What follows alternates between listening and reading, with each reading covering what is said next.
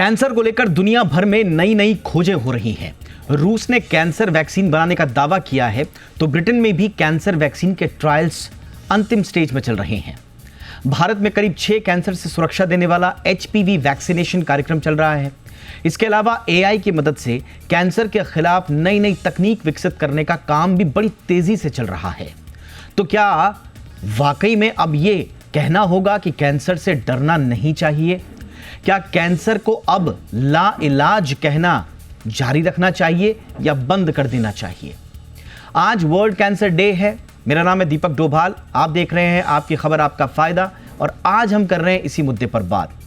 समझेंगे कि जो एडवांस टेक्नोलॉजीज हमारे पास आ रही हैं, जो एडवांस मेडिकल और साइंटिफिक इंटरवेंशंस हमारे पास आ रहे हैं, क्या उससे अब हम कैंसर से ये जो जंग है उसकी जीत की तरफ आगे बढ़ चुके हैं?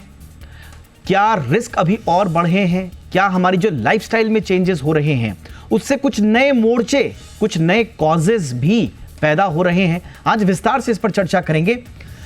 बहुत ही खास मेहमान आज मेरे शो पे होने वाले हैं, इसलिए रिपोर्ट देखिए और वापस लौटते हैं मेहमानों के साथ।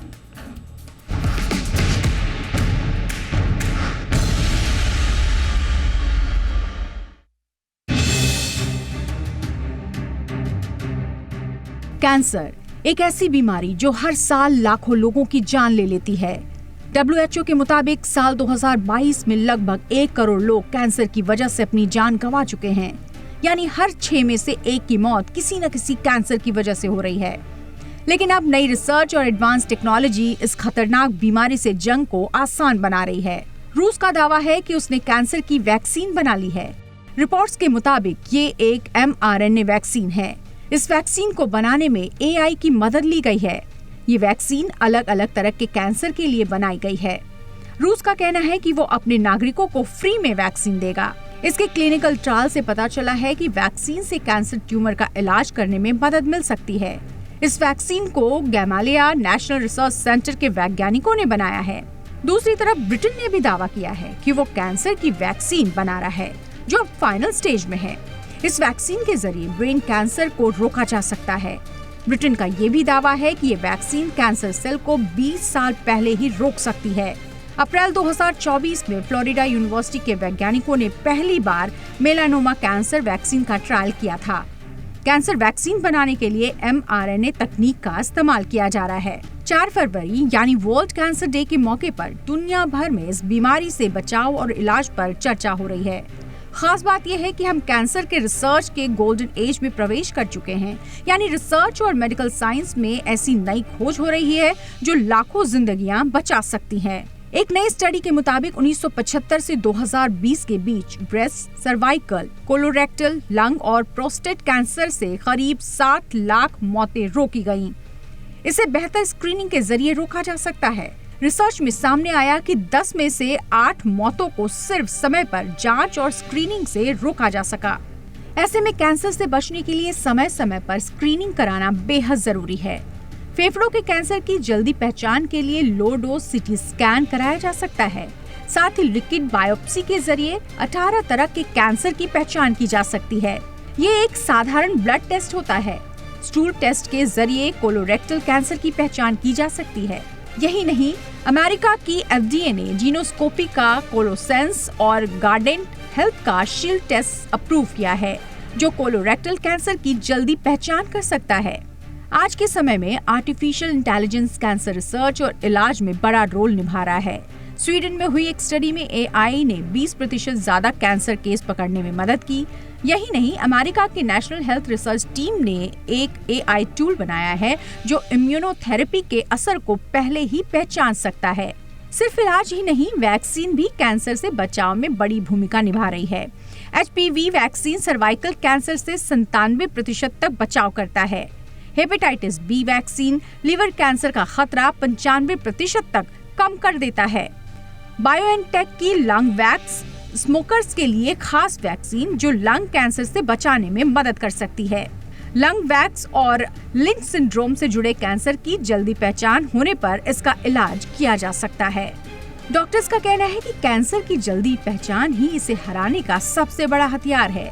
लेकिन आज भी ज्यादातर मरीज तीसरी या चौथी स्टेज पर पहुंचने के बाद डॉक्टर्स के पास आते हैं। ऐसे में कैंसर का इलाज मुश्किल और महंगा हो जाता है और मरीज की जान बचाने की संभावना भी कम हो जाती है। अगर समय रहते स्क्रीनिंग और रेगुलर हेल्थ चेकअप कराए जाएं, तो कैंसर को पहले स्टेज में ही पकड़कर इसे बढ़ने से रोका जा सकता है। कैंसर को हराने के लिए अब नई रिसर्च और नई टेक्नोलॉजी आ चुकी है। ऐसे में ध्यान रखें कि समय पर जांच कराएं, तभी आप इस जानलेवा बीमारी से बच सकते हैं। ब्यूरो रिपोर्ट, जी मीडिया।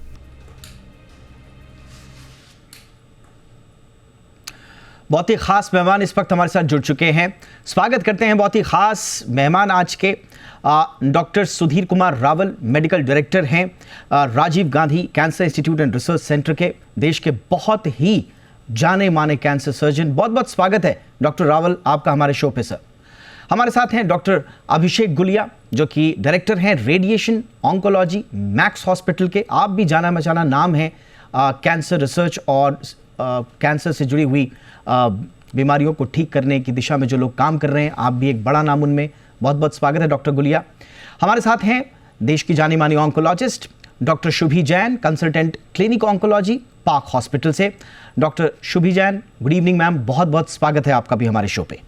चर्चा की शुरुआत हम डॉक्टर रावल सर आपसे करना चाहेंगे और मैं आज थोड़ा सा जो टेक्नोलॉजिकल एडवांसमेंट हो रहे हैं मैं ज़रा उस पर आना चाहूँगा, क्योंकि आज हम अपने दर्शकों को थोड़ा ये आश्वस्त कर देना चाहते हैं कि अब कैंसर से जो लड़ाई है वो किस स्टेज में जा चुकी है। हमारे मेडिकल एडवांसमेंट्स कितने सुदृढ़ हुए हैं जिससे हम ये कह सकते हैं कि अब कैंसर से नहीं डरना है। आपने क्योंकि अभी कुछ दिनों पहले ही देश की पहली एक टेली सर्जरी जो कि एक मॉडर्न टेक्नोलॉजी है, इससे बेस्ड एक सर्जरी को अंजाम दिया, एडमिनिस्टर किया। और कौन कौन सी ऐसी बातें हैं सर जो हमें ये आश्वस्त करती हैं कि कैंसर से अब डरना नहीं है? तो कैंसर के इलाज में सभी फील्ड में एडवांसमेंट हुआ है। अगर आप 80s और 90s का दशक देखें तो उस वक्त का जो ट्रीटमेंट है वो आजकल नहीं होता है, उसमें बहुत ज़्यादा एडवांसमेंट हो गए हैं। जहाँ तक सर्जरी की बात है, सर्जरी अब मिनिमली इन्वेजिव सर्जरी है। ये पहले बड़ा इंसिजन लगाते थे। यस सर, ये आवाज़ आ रही है कि नहीं है? यस सर, यस सर, अब हम सुन पा रहे हैं। बड़ा इंसिजन लगाते थे, अब ओके अब छोटे छोटे इंसिजन से हम लोग सर्जरी करते हैं, जो रोबोटिक सर्जरी है। रोबोटिक सर्जरी में फर्दर एडवांसमेंट हुआ है कि टेली सर्जरी कर सकते हैं आप कहीं पर भी बैठे हुए, छोटे छोटे एरियाज़ में, छोटे छोटे सिटीज़ में आप ऑपरेट कर सकते हैं। एक्सपर्टीज़ जो है वो छोटे छोटे शहर में जा सकते हैं। दूसरा जो एडवांसमेंट है वो रेडिएशन के फील्ड में हुआ है। रेडिएशन फील्ड में पहले एक केवल लीनियर कोबाल्ट था, उसके बाद लीनियर एक्सीलेटर आया, और अब आप देखें तो टोमोथेरेपी है, इमेज गाइडेड रेडियोथेरेपी है, साइबर नाइफ है, और अभी प्रोटॉन थेरेपी है, जिससे कि साइड इफ़ेक्ट्स बिल्कुल कम हो जाते हैं, इफ़ेक्टिविटी उतनी ही रहती है जितनी रहना चाहिए। और मेडिकल ऑन्कोलॉजी में तो बहुत ज़्यादा एडवांसमेंट है। पहले कीमोथेरेपी देते थे, कुछ ही दवाएं होती थी। अब आपके पास टारगेट थेरेपी है, इम्यूनोथेरेपी है, रादर आप जीन बेस्ड थेरेपी करते हैं, जो म्यूटेशन है उसे डिटेक्ट करके प्रिसीजन मेडिसिन जो होता है उसमें ट्यूमर को आप नेक्स्ट जनरेशन सीक्वेंसिंग करते हैं और उसके अकॉर्डिंग आप उन्हें ट्रीटमेंट देते हैं।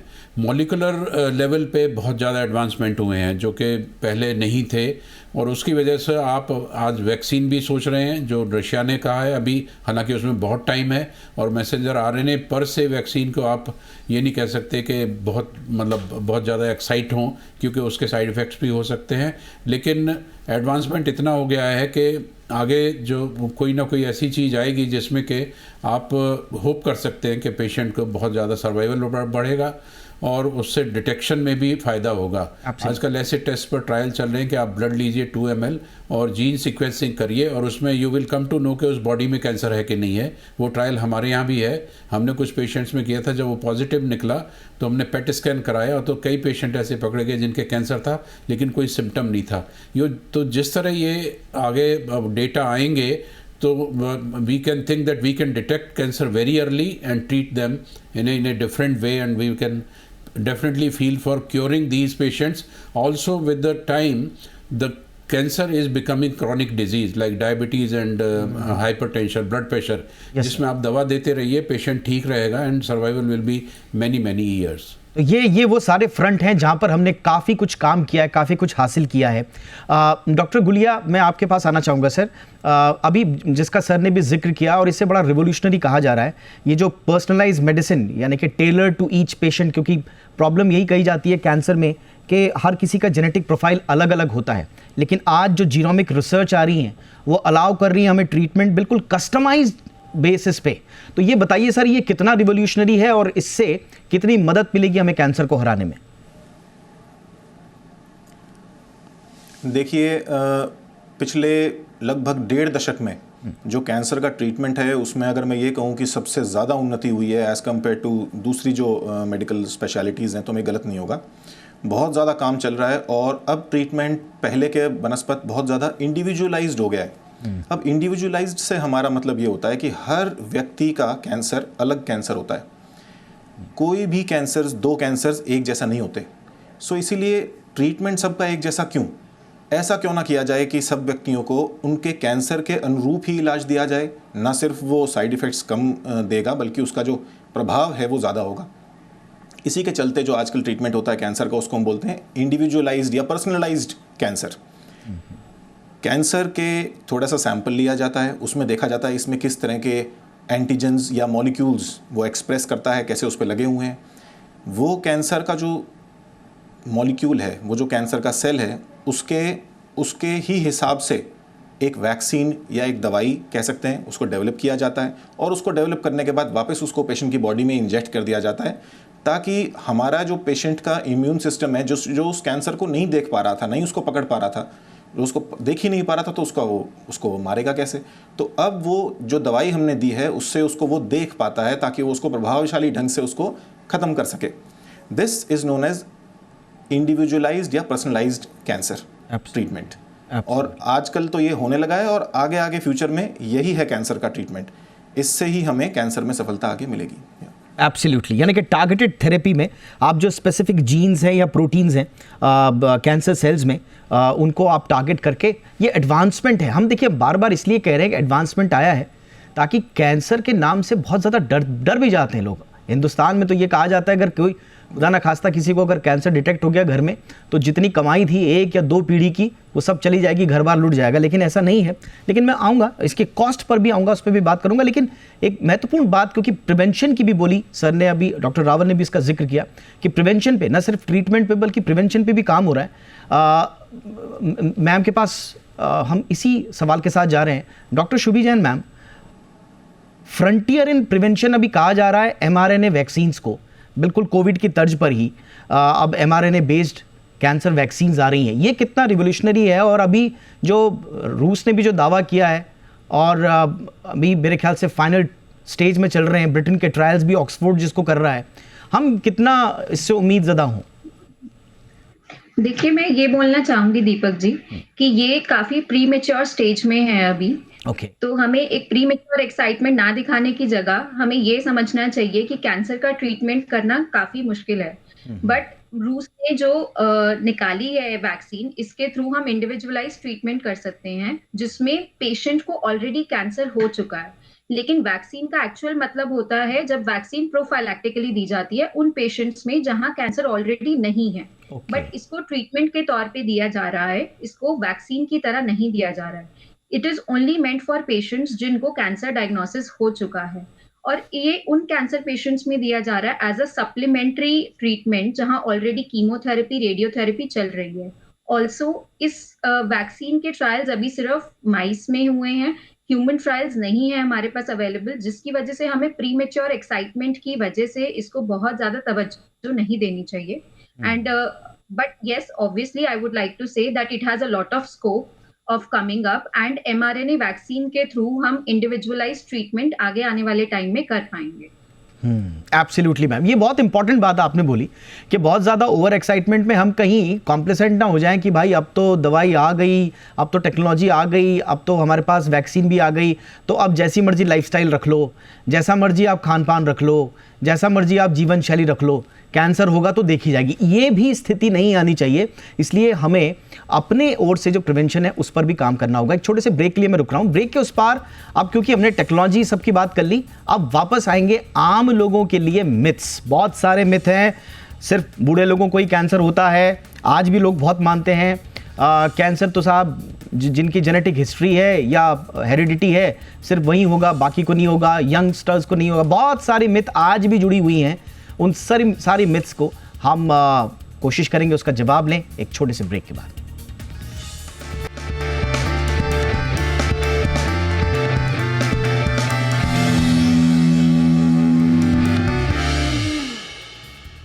ब्रेक के बाद आपका स्वागत है। तो आज हम कैंसर पर बात करें खास मेहमानों के साथ। देश के जाने माने कैंसर विशेषज्ञ डॉक्टर रावल हमारे साथ हैं। डॉक्टर रावल, क्योंकि मिस इन्फॉर्मेशन से होता क्या है कि एक तो अननेसेसरी फियर हो जाता है और दूसरा कभी कभी इंपॉर्टेंट जो सिम्टम्स हैं उनको नेग्लेक्ट करने लग जाते हैं लोग, प्रिवेंटिव मेजर्स को नेग्लेक्ट करने लग जाते हैं। इसलिए हम मिथ्स को भी बर्स्ट करना चाहते हैं। उसमें पहली मिथ तो सबसे ज़्यादा लोगों के पास है, वो ये है कि मेरी तो कोई फैमिली हिस्ट्री नहीं है इसलिए मेरे को भी कैंसर नहीं होगा।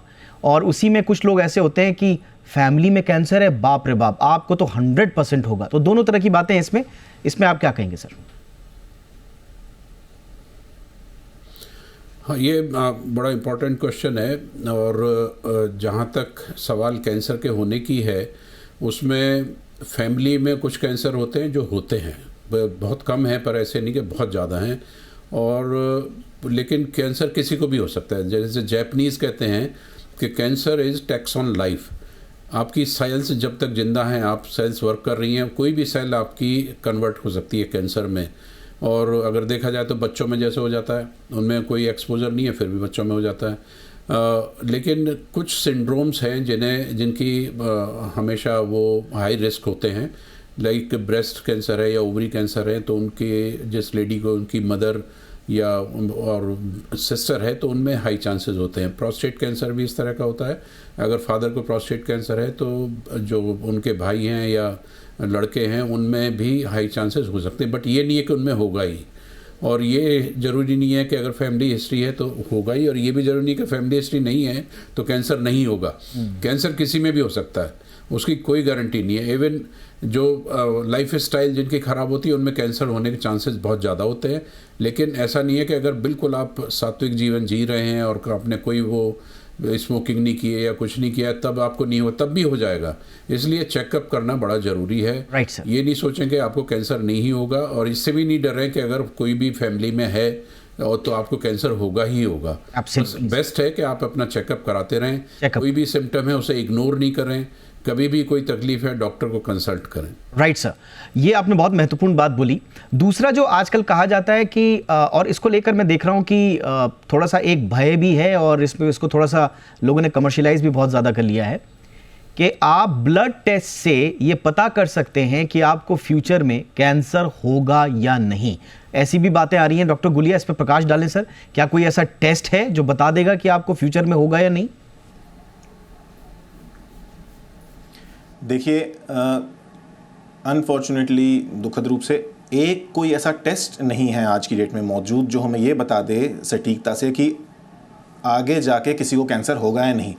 ऐसा बेशक बहुत सारे टेस्ट उपलब्ध हैं, जैसा लिक्विड बायोप्सी पे हम टेस्ट करके देख सकते हैं, या जिन लोगों के परिवारों में कैंसर रहे हैं, जिनके फैमिली मेम्बर्स को कैंसर है, उन पे हम टेस्ट करते हैं कि उनके अंदर ये पर्टिकुलर जीन म्यूटेशन है कि नहीं है, ये किसी सिंड्रोम से ग्रस्त है कि नहीं है, क्योंकि अगर ऐसा है तो उनके कैंसर होने के चांस उन लोगों में ज़्यादा हो जाते हैं। लेकिन ऐसा कोई एक टेस्ट उपलब्ध नहीं है जो ये बता दे कि आगे चलकर इसको कैंसर होगा ही होगा। राइट। कैंसर का इलाज या कैंसर का होना ना होना संभावनाओं पे चलता है। संभावनाएं ज़रूर हम प्रेडिक्ट कर सकते हैं कि इस इंसान में संभावना थोड़ी ज़्यादा है, उसकी जीवन शैली के आधार पे, उसकी पारिवारिक जो कैंसर की हिस्ट्री है उसके आधार पे। लेकिन एग्जैक्ट ये कहना कि इसको कैंसर होगा या इसको कैंसर नहीं होगा, ऐसा कोई संभव। धन्यवाद सर, ये आपने बहुत अच्छे से क्लियर किया इसको। अब जो सबसे बड़ा जो एक तरह से धारणा है लोगों के मन में, डॉक्टर शुभी जैन, वो ये है कि कैंसर हो गया तो मौत पक्की, यानी कि कैंसर से मौत अवश्यंभावी है, क्या ऐसा होता है मैम? पहले तो मैं आपका शुक्रिया करना चाहूंगी ये सवाल पूछने के लिए, क्योंकि जितने भी पेशेंट्स मेरे पास आते हैं मोस्टली सबका यही ओपिनियन होता है कि कैंसर अब हमें हो गया तो कैंसर का तो ट्रीटमेंट है ही नहीं मैम, कीमोथेरेपी कराएंगे और उससे और कीमोथेरेपी और जानलेवा होगी, कीमोथेरेपी से पेशेंट खराब हो जाएगा, उसका इलाज नहीं हो पाएगा। मैं पब्लिकली ये अपील करना चाहूंगी कि कैंसर का बहुत अच्छा ट्रीटमेंट हमारे पास भारत में अवेलेबल है, which includes chemotherapy, radiotherapy and surgery. But apart from that, अब हमारे पास जब ओल्ड एज पेशेंट्स आते हैं, जब हमारे पास ऐसे पेशेंट्स आते हैं जो कीमोथेरेपी, रेडिएशन थेरेपी नहीं टॉलरेट कर सकते, तो हमारे पास और ट्रीटमेंट ऑप्शंस भी होते हैं, जैसे कि इम्यूनोथेरेपी, टारगेटेड थेरेपी, जिनके ऑलमोस्ट 0 साइड इफेक्ट्स होते हैं। उन पेशेंट्स में हम इनका यूज कर सकते हैं और उन पेशेंट्स में हम कैंसर को बढ़ने से रोक सकते हैं, अगर हम उससे कंप्लीटली क्योर नहीं कर सकते। तो मैं रिक्वेस्ट करना चाहूंगी सभी कैंसर वाले मरीजों को कि वो जरूर अपने डॉक्टर को विजिट करें और उनसे पूछे कि उनके लिए क्या ट्रीटमेंट ऑप्शंस अवेलेबल हैं, ना कि घर पे बैठे सोचे कि कैंसर का कोई ट्रीटमेंट है ही नहीं। Absolutely ma'am, thank you for that clarity.